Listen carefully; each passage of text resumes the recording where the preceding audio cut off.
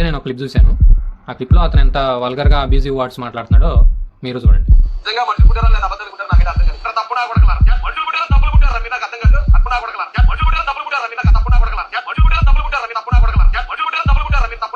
ఇంత వల్గర్గా పబ్లిక్లో అంబేద్కర్ ప్రాంగణంలో నిలబడి బూతులు మాట్లాడే వాళ్ళని సమాజం ఎందుకు ఎంకరేజ్ చేస్తుందో నాకు అర్థం కావట్లేదు. మీకు రాష్ట్రానికి కానీ ప్రజలకు కానీ సమాజానికి కానీ ఏమైనా మెయిల్ చేయాలనుకుంటే ప్రస్తుతం మన రాష్ట్రం ఆర్థికంగా ఇబ్బందులు పడుతుంది, ఖజానా ఖాళీ అని సీఎం అంటున్నారు కదా, ప్రత్యేక హోదా అడగమని వీడియో చేయండి. కేంద్రానికి మన రాష్ట్రం చాలా అవసరం, ప్రత్యేక హోదా సాధించవచ్చు, దాని మీద వీడియోస్ చేయండి. ప్రజలకు కూడా ప్రత్యేక హోదా మీద అవగాహన కల్పించండి. అంతేగాని ఇలా బూతులు వీడియోస్ పెట్టేసి సమాజాన్ని యువతని తప్పుదోవ పట్టించొద్దు. ఇలా మాట్లాడే వాళ్ళకి భయం చెప్పే వాళ్ళే లేరా? ఉన్నారు, ఆయనే చెప్తాడు వినండి.